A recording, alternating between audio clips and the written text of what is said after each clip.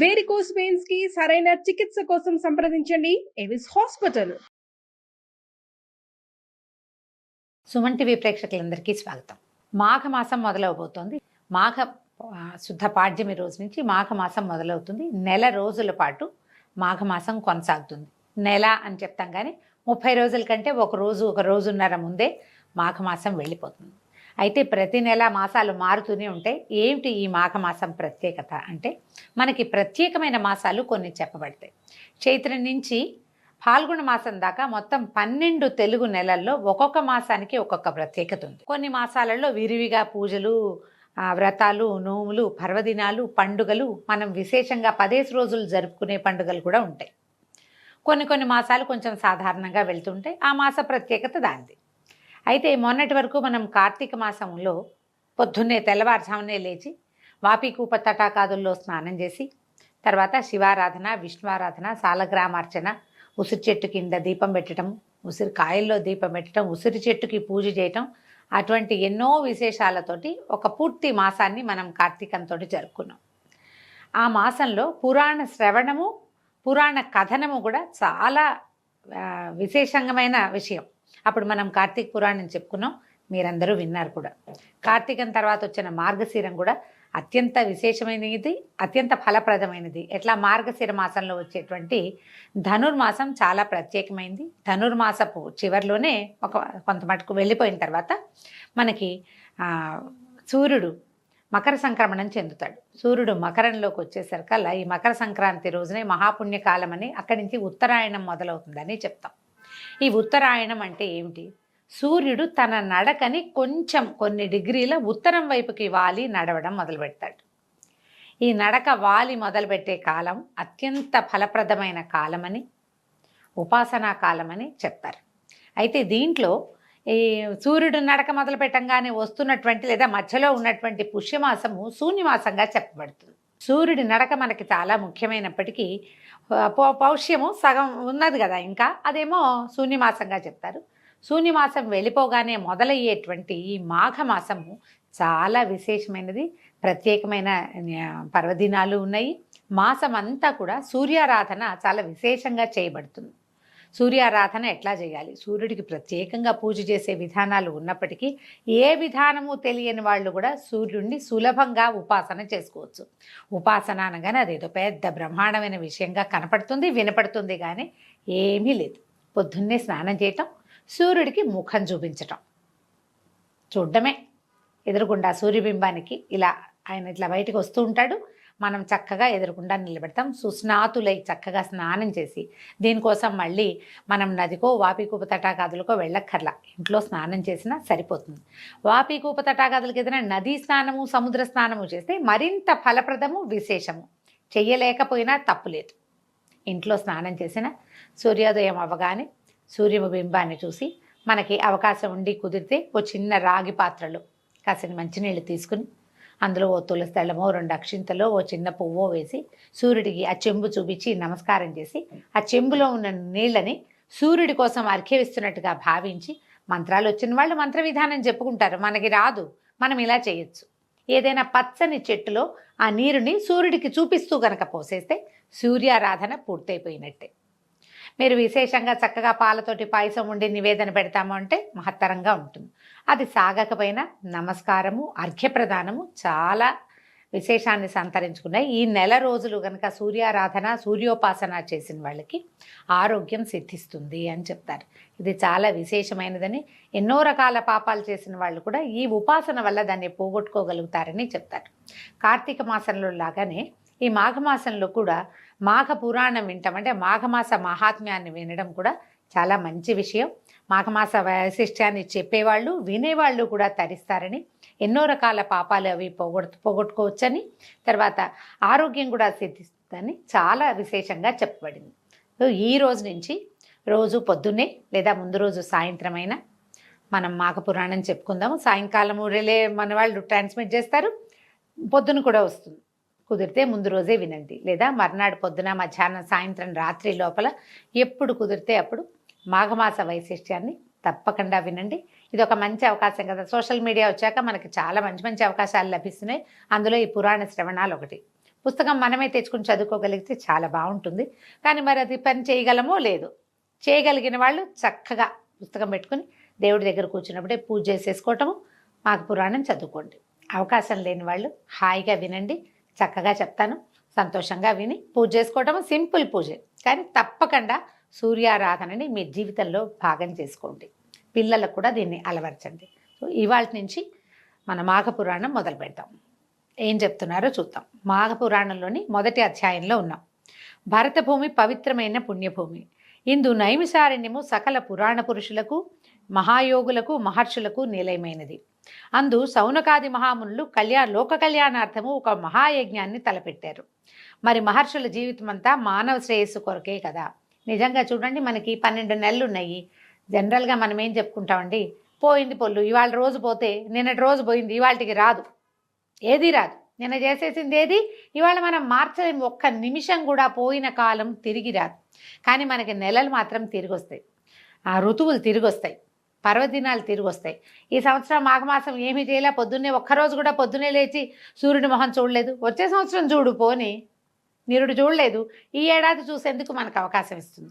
మిగిలినవన్నీ వెళ్ళిపోతాయి, కానీ ఇవి మాత్రం వెళ్ళవండి. మనం పోగొట్టుకున్న కాలం పోతుంది. కానీ పర్వదినాలు, మంచి అద్భుతమైన ఋతువులు, అద్భుతమైన మాసాలు, పూజా విధానాలు ఏటా సైకిల్ చక్రంలాగా తిరిగి కిందున్న చుక్క మళ్ళీ పైకి వస్తూనే ఉంటుంది. మనకు అవకాశం ఇచ్చారు. అది ఇచ్చినది ఎవరు? మన మహర్షులే. వాళ్ళకి ఎప్పుడూ కృతజ్ఞులుగా ఉండాలి. తప్పకుండా ప్రతి మనిషి ఋషి రుణం తీర్చుకోవాలట. ఋషి రుణం తీర్చుకోవాలంటే ఏముంది, వాళ్ళు చెప్పిన విధానాన్ని పాటిస్తే సరిపోతుంది. అంతకంటే పెద్దగా ఏం చేసి ఎక్కర్లేదు. మన జీవితం నుంచి ఏది తీసి ఇవ్వక్కర్లా. ఇది చేయండి అని చెప్పారు, చేస్తే సరిపోతుంది. తలపెట్టిన మహాయజ్ఞం పరిసమాప్తం అవటానికి ఒక పుష్కర కాలం పడుతుంది. సత్రయాగం అంటారండి, 12 సంవత్సరాలు పడుతుందట. ఈ యజ్ఞము నిర్విఘ్నంగా కొనసాగటం కోసం నైమిషారణ్యంలోని గోమతి నదీ తీర ప్రాంతాన్ని యజ్ఞస్థలంగా ఎంచుకొని ఒక శుభముహూర్తంలో మహాయజ్ఞాన్ని ప్రారంభించారు.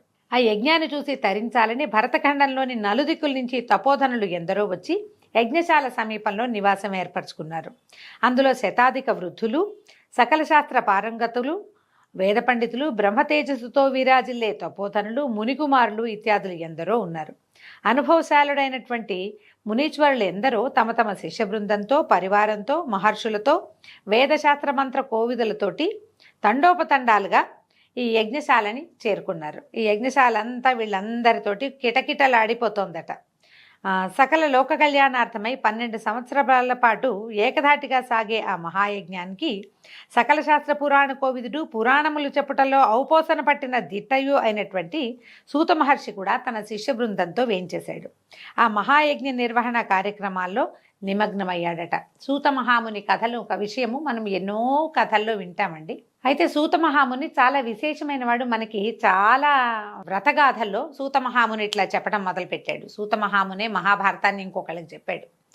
నలదమయంతుల కథ సూత మహామునే చెప్పాడు. ఇట్లా సూత మహర్షి ఎందరికో ఎన్నో రకాల పురాణ గాథల్ని తెలియజేశాడు. ప్రఖ్యాత పౌరాణికుడు అనమాట.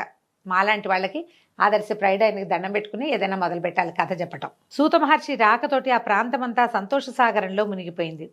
అక్కడున్న సమస్త జనులు సూతుల వారి ఆశీర్వాదంతో, పర్యవేక్షణతో యాగం నిరాటంకంగా కొనసాగుతుందని ఆనందించారు.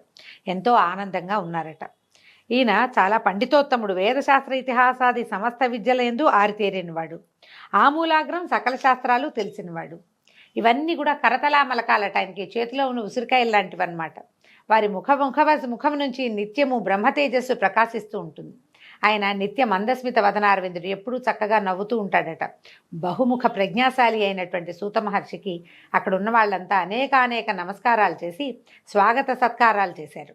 ఆయన్ని వేనోళ్ళ పొగిడారు. నీ వల్ల నీ రాక మాకందరికీ ఆనందదాయకంగా ఉంది. నీ వల్ల ఈ సభా వేదిక అన్నీ పావనమైనాయని పదే నమస్కారాలు చేసుకుంటూ ఏమన్నారంటే, ఇంత రోజుల నుంచి మేము ఇక్కడికి వస్తూ నువ్వు వస్తావని ఎదురు చూస్తున్నాము. నీ నుంచి ఎన్నో విధములైనటువంటి పురాణ గాథల్ని తెలుసుకోవాలని ఉవ్విళ్ళూడుతున్నాం. మమ్మల్ని ఆశీర్వదించి మా అభిష్టాన్ని నెరవేర్చండి అని చెప్పారు. ఉదయకాలం అంతా యజ్ఞంలో మునిగి ఉండేవాళ్ళు. సాయంకాలం పూట ఈ పురాణ గాథా శ్రవణం జరుగుతూ ఉండేదట. ఆయన వాళ్ళందరి కోరికని గ్రహించి, జనులారా, లోక కళ్యాణార్థం ఇంతటి మహాయజ్ఞాన్ని తలపెట్టడం నాకెంతో ఆనందాన్ని కలగజేస్తోంది. ఇది ఎంతో శ్లాఘనీయమైంది. యజ్ఞ విరామ సమయంలో మీరు నా నుంచి పురాణ గాథలు వినాలని అనుకోవటం కూడా చాలా అభినందించవలసిన విషయము. పుణ్యకార్యములందు పురాణ ప్రవచనములు చేయుట మిక్కిలి పుణ్యదాయకము.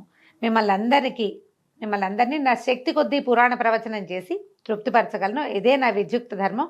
తప్పకుండా మీ కోరిక నెరవేరుస్తానని చెప్పాడు. ముందంతా యాగంలో మునిగారు. చాలా పనులు ఉంటాయి యజ్ఞం అంటే. ఇప్పుడే యజ్ఞాలు చాలా పెద్దవండి. పురాతన కాలంలో ఇన్ని అవకాశాలు లేని చోట అప్పుడు మరింత కష్టంగా ఉండేది. యజ్ఞం చాలా పెద్ద క్రియ.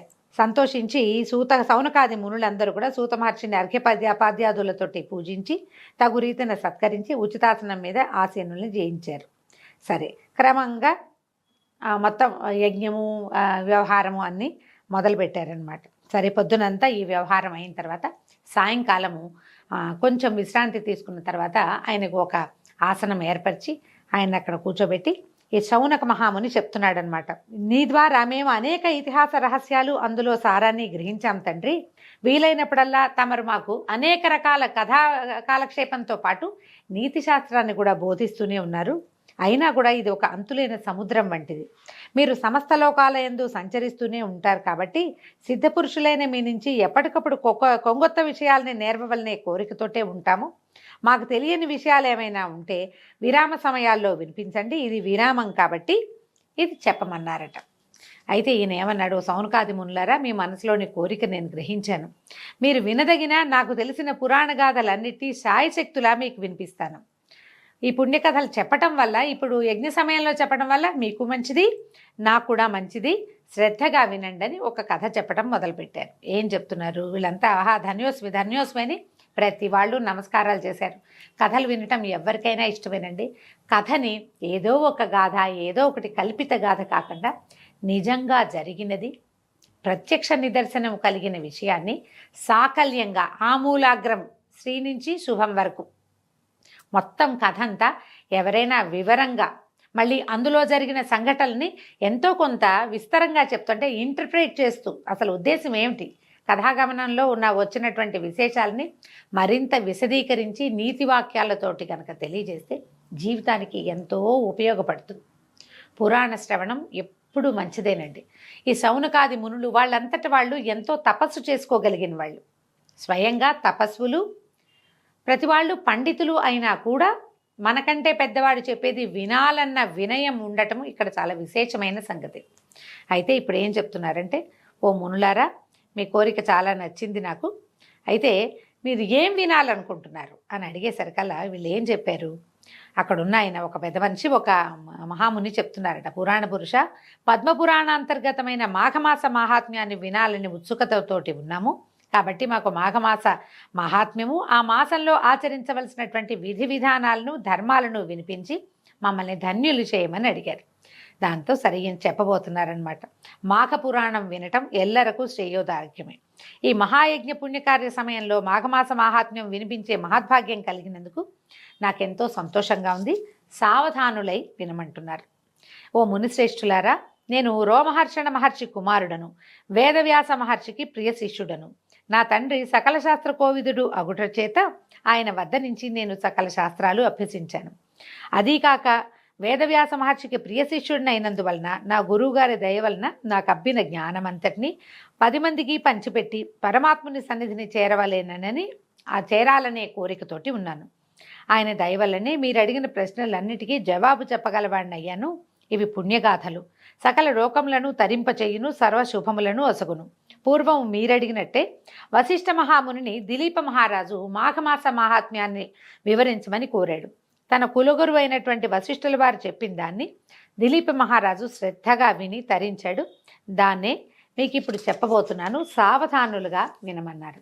దీంతో మొదటి అధ్యాయం పూర్తయిందండి. రేపు ఉదయం మళ్ళీ 2వ అధ్యాయంతో కలుసుకుందాం. నమస్కారం.